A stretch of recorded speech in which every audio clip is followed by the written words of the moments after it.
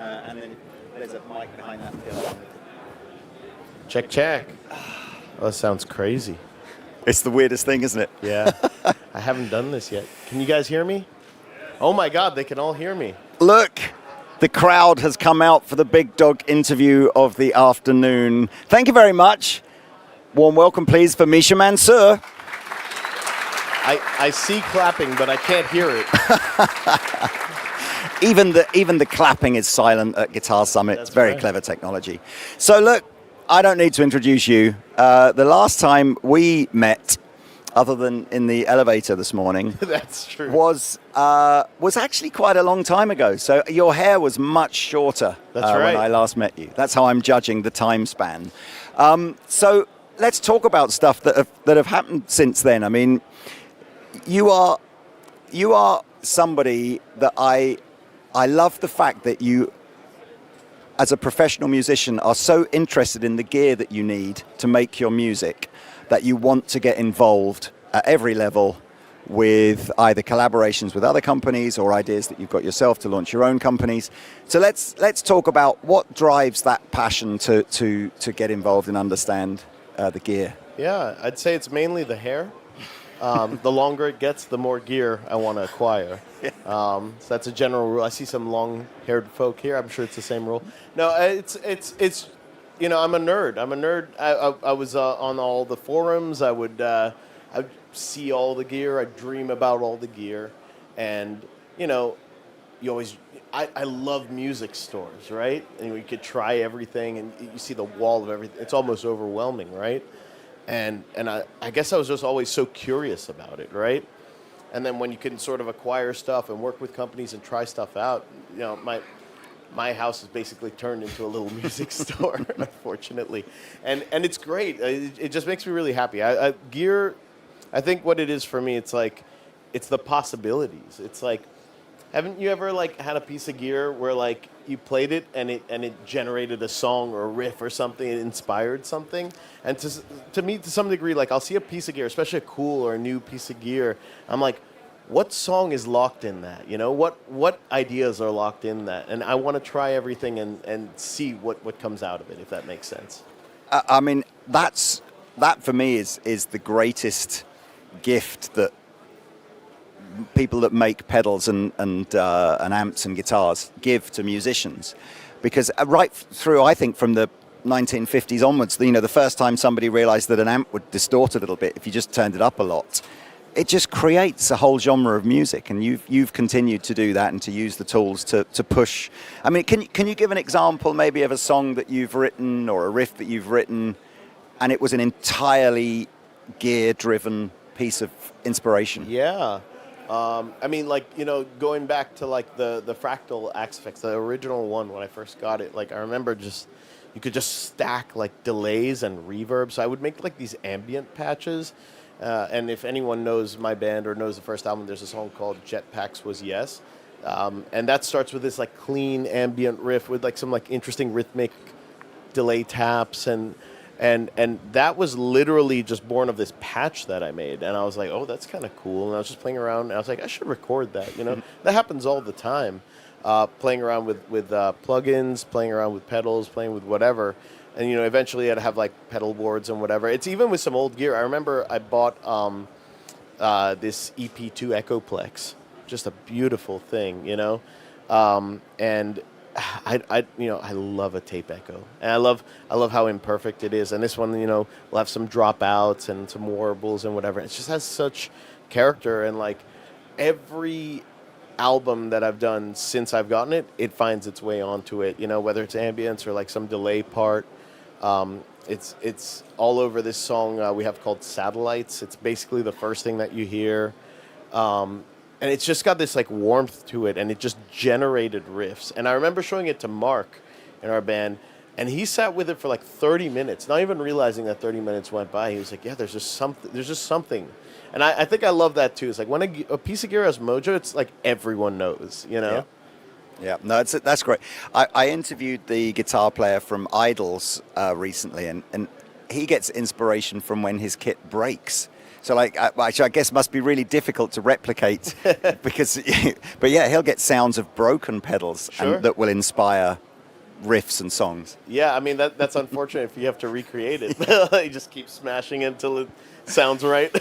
So I know we want to talk about Jackson guitars, which is cool, but let's talk about your plugin as well for a second, because I guess that is the front line of the sort of those tonal possibilities now. Yeah. Are you using that as a writing tool, or is it going to fulfill a live thing? I mean, what do you think you'll do with that? That's generally a writing tool. Like as much as one could use it live, I'm a little iffy with using like computers in that context. Like I need reliability above all else. But as a writing tool, I sort of want, and I went into it telling them I want this to be like this Sonic's like sandbox. Mm-hmm. I want it to be like almost a sound designer's paradise, so that you could get everything from like the cleanest tones, like bona fide great clean tones and ambient stuff, to the heaviest, most crushing sounds and everything in between. And it would be something that would stand on its own merit with any one of those tones. It wouldn't be like, well, it's mainly a heavy thing, so like the cleans are serviceable. Like I was like, the clean part needs to be incredible. Mm-hmm. That's a plugin that has generated ideas. You know, and we have like some pretty cool things. We've got this laser in there, which is great for the heavy stuff, and then we've got this glitch pedal, which is just like an ambient powerhouse and like a textural powerhouse, and it's very unique. There isn't anything that I've encountered like that in the plugin world. And that right there can just generate ideas. So it's just fun to have something that like you just sit with it, play some simple chords, and like all of a sudden something's appearing before your very eyes. Are you quite conscious in the sort of the genre that you write in, that you need to be able to push guitar sounds beyond what conventional amps can do? And you're sort of looking for brands like Neural or Fractal or whoever to give you tools that can create sounds that aren't of a guitar amp nature? Yeah, that's a great question, and I think that extends to why I love like synths so much. And I was kind of talking about this in the workshop yesterday. I was like, guitarists are almost to some degree just trying to make a guitar not sound like a guitar anymore. You know, like sometimes you obviously want it to sound very much like a guitar, but then for layers and for all these other things, it's like, how can I transform this? And I do tend to work with companies that view it the same way, where it's like, all right, what can we do to like, because at the end of the day, I'm very comfortable composing and writing on a guitar. So like, if I can make it sound like other things, then that's a very comfortable place for me to do that from. But I could generate sounds that you'd be like, what is that? Like, I kind of like that, where it's like, is that a guitar? Is that synth? Like, is that sample? Like, what is that? I love that, personally. Yeah. Let's move on to the guitar, as that is a big recent announcement. Yeah, and I this. think when I first met you, you had something more in that vein, and then when I last met you, you'd gone very classic. You'd had like almost like a hot rodded Fender Strat kind of done.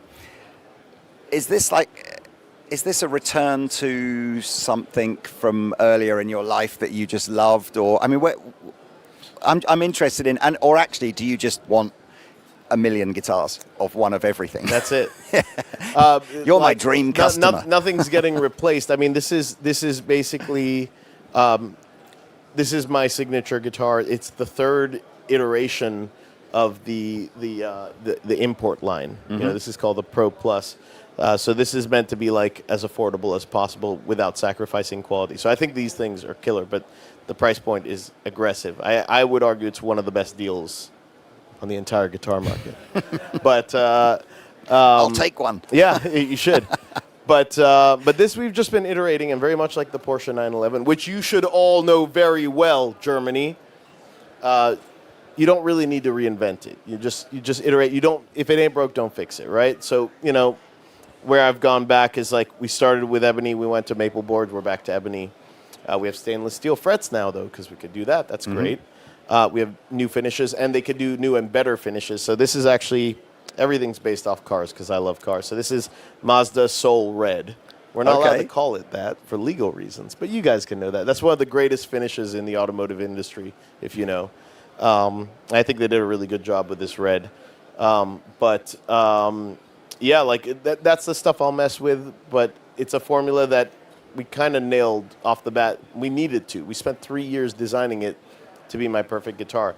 The hot rodded Strat was something that I really wanted because I wanted my sleeper guitar. I love Strats. And I love the idea of it looking sort of just like a regular Strat, but being like a shred machine. Mm-hmm. And I love to like pull it out for like the really heavy songs, so it looks like kind of anachronistic on stage. It's like, really, is he playing a Strat? You know, like I don't know. I think it's kind of funny, but that's still being made. You know, Which car is the yellow one? that is Porsche Signal Yellow. Ah, do you have a 911 in that color? I don't. Mine is Miami Blue, but we have Miami. Have you seen Blue. his Porsche posts? He loves. I his do. 911. I do love the 911. Is there anyone from Porsche here? No, can't sort you out with another one. Do we love 911s? Do we like cars? Raise your hand if you like cars. Come on, there's got to be more than that. All right. Well, I love you all. But, Wow, you'd have to be a bold man to drive a 911 round in that color, wouldn't you? But I think you could pull that off. No, it looks great. It looks great. If you see, just look it up. 911 in Signal Yellow. Signal Yellow looks very orange, and Signal Orange looks even more orange. But I always thought it was a very interesting color, and it looks really good on this shape. And I can see, obviously, you've got a 7-string and a 6-string. Yep. That's very cool. Very cool. There's more. Where are the other ones? Yeah, let's show them. You guys want to see more colors? Yeah, they want to see more colors. I think I need to understand this guitar addiction habit of yours. So how many guitars do you even know how many guitars you have? No idea. He doesn't know. That's when you have too many guitars, you don't even know how many you've got. I will admit I have too many guitars, and they keep coming. So. And is this because brands send them to you, or can you not help yourself buying them if you see one you like? Well, truthfully, Jackson is very good about getting approval on everything. So anytime we do a revision, they will send me guitars to approve. I have to approve everything about it, so I'll automatically get those. At this point, we're pretty much getting it right, right off the bat by the time it gets to me. But I have one in every color. And then those will find their ways to friends' houses because I don't need all of them. So the reason I don't know is because a lot of them are at friends' houses, on indefinite loan. But then, I always want things that are not these, like as much as these are great guitars, it's not everything. So anything that's weird or anything that's not this, like, I picked up a Les Paul that I love. There's that new Fender Ultralux Strat, the HSS. I was like, I got to get that. That's a killer guitar. I got one of those too. Yeah, That they're is a killer great. guitar. It's like, and my girlfriend's looking. She's like, another box. I'm like, yeah. And I had them send me the Jack White one because I was like, that's wild. That's cool. And so it's like, and it's weird. It's like if it's a weird guitar, I want it. Like I'm sorted for like the normal stuff. My bread and butter guitars, I'm good. So I want the weird stuff now. That was my next question: is what guitar is on a periphery track that these guys here would be most surprised? Like, what's the most un-Misha Mansoor periphery guitar that is actually on a periphery tune? Do you guys know what Teufel is? No. You should know. Yeah, you guys know. Yeah, I have a Teufel Birdfish. You should look up what it looks like. It barely looks like a guitar. So it's almost like a toy guitar then, or it's something? It's not a toy guitar. Right. It looks like a piece of art. It's like a conversation piece. Okay. I have it on like this weird stand in the living room, and people are like, "Does that work?" It's like, yes, I've like recorded with this. And are you just recording with it for a bit of fun, or did it actually do something? It's actually really cool. Oh man, could you pull up a picture of a Teufel Birdfish, please? We got to show you because there's one thing that's actually really unique about it. So it's like kind of like an exoskeleton guitar, and the pickups are adjustable, up and down the angle, and like basically every direction, and then you can split the position, so you can actually like hear the difference it makes as you move the pickup. So I can like dial in my split inner coils or my second position, and get it exactly the way I want it. It's kind of interesting. So it's a good guitar. Yeah. So that was that wasn't a novelty. You wanted that sound. Yeah. Same kind of question, really. I know with guitar amplifiers, it always surprises me how often really small and in isolation awful sounding guitar amplifiers are used to create really fat sounding parts on a track. So again, what's like the weirdest? Yeah, that's what it looks like. Oh wow. Yeah. Yeah, this doesn't really work on a live stream, does it? Can everybody see this? No, you need to basically just go to your phones after this and, yes, type in Teufel. Oh, Teufel, even that's spelt weirdly. Teuffel, Birdfish MIDI from 2009. Is that German for devil?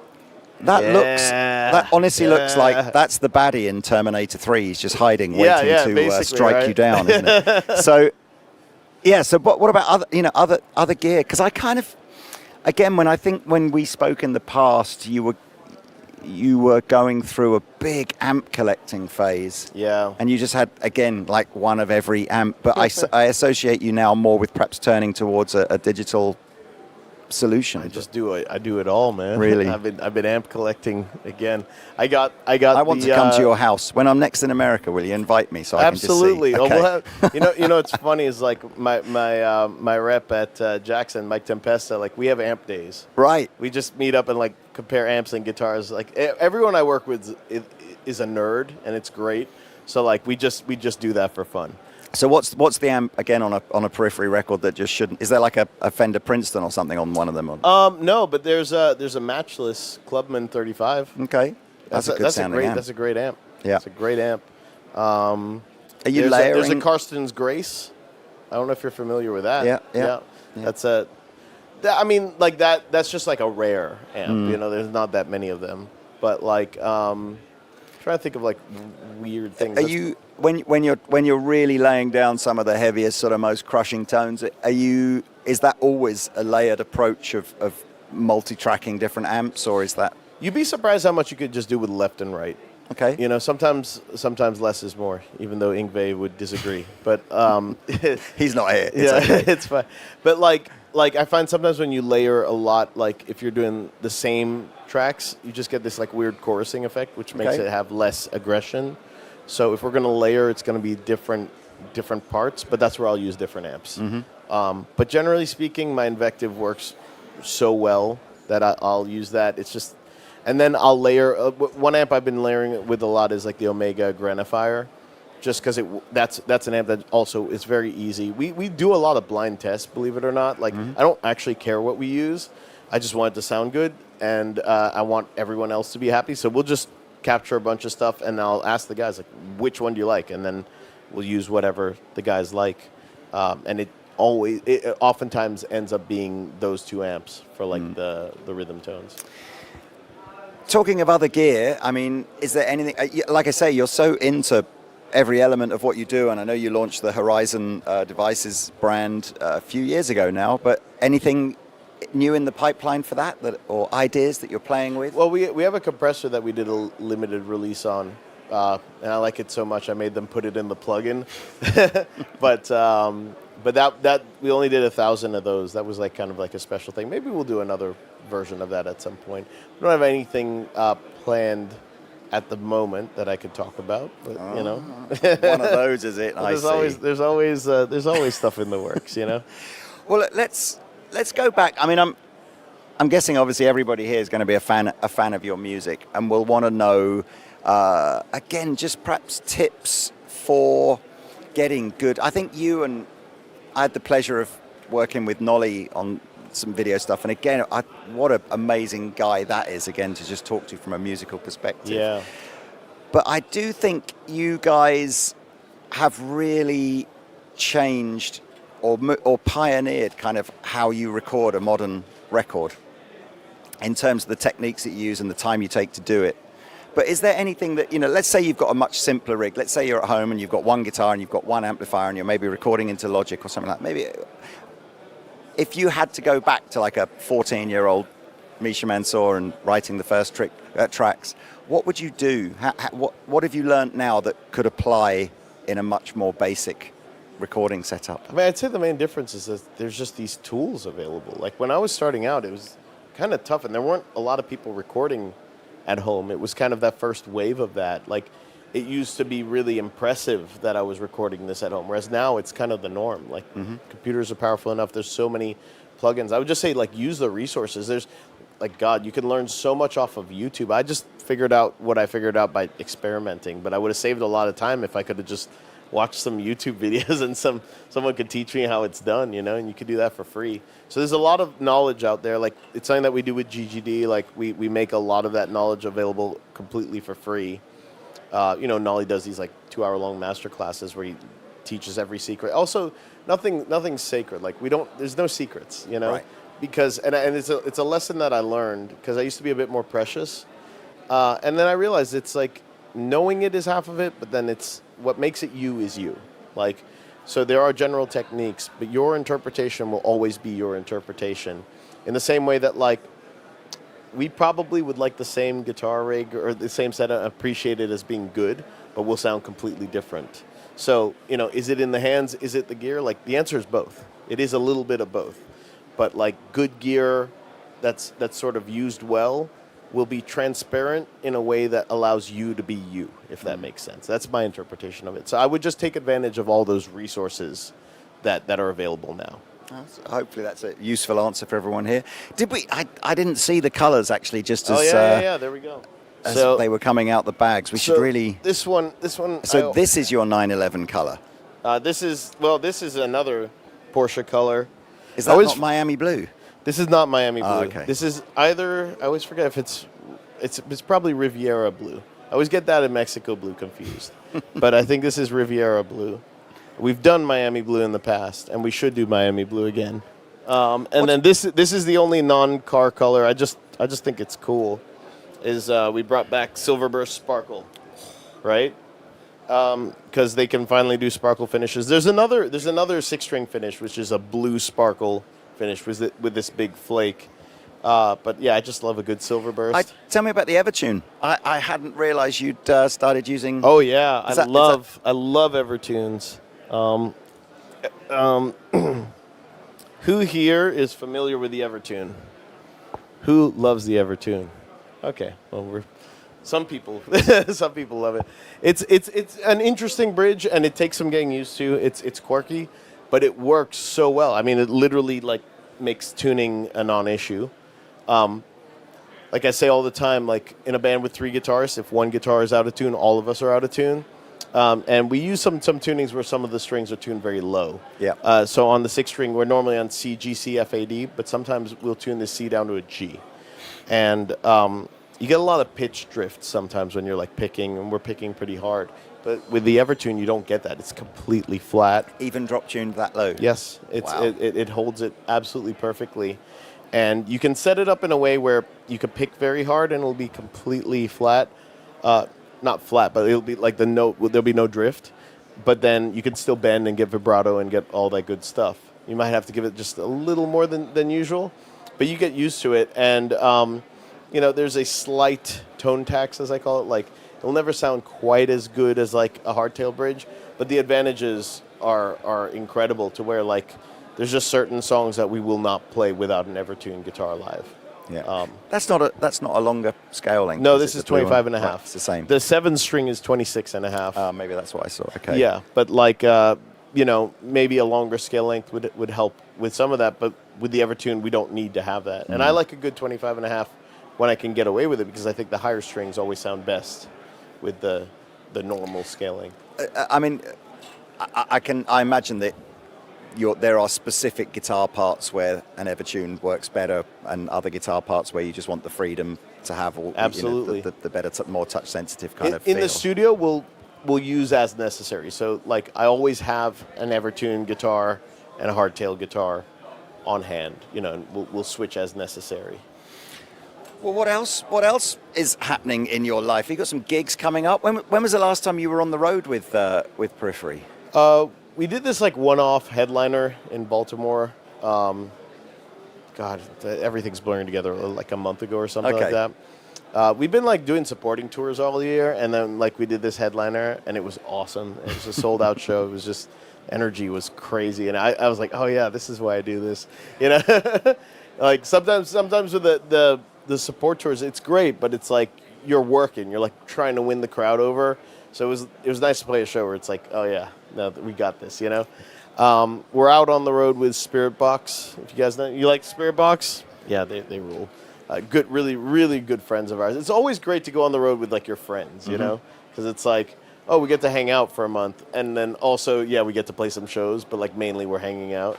So that's unfortunately in the U.S. Unfortunately for you guys, but we did Europe with them earlier. Cool. And we did some German shows. That's gonna be in November. Cool. And is there any plans to do anything in 2026 in terms of more shows, or is it too far away to? It's too far away to like know or plan anything right now, but I'd hope so. I'm sure I've asked you this before, but I can't remember the answer. But where are you happiest in? You know, is it in the middle of a show playing to 20,000 people, jumping around like a crazy man, or is it in the studio with Nolly putting the finishing touches on your latest work? So before we played that headliner, I would have said the studio for sure.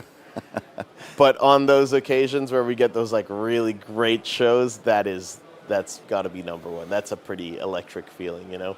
But I do love the feeling in the studio. Like I'm sure anyone who's like kind of collaborated with people, or maybe you felt this too. It's like when there's this like palpable energy that's bouncing around the room, and you just almost feel like you're just feeding off of it and watching a song like get assembled in front of you. It's like all coming to life, and you're just sort of a passenger. I enjoy that a lot, and like, you know, I get a lot of those moments writing with the band, which is why I love writing with the guys. So generally speaking, that's a more reliable way to get that. But you know, when we play a great show, like that is very special. Well, it's been a pleasure having you at Guitar Summit. Everyone enjoyed hearing Misha talking. Good luck with the guitars. I must admit, I've completely forgotten, looking at you, that this is an affordable guitar line. Yeah, I know. It just looks like your custom shop. You know. I know. They did a really good job. They keep iterating. Yeah. I like working with companies that are pushing, always pushing. So. Well, they look great. Thank you so much for taking the time to come and hang with us all. Thank you guys for sitting and listening too. We'll be back tomorrow, I think, with some other guests. But until then, goodbye.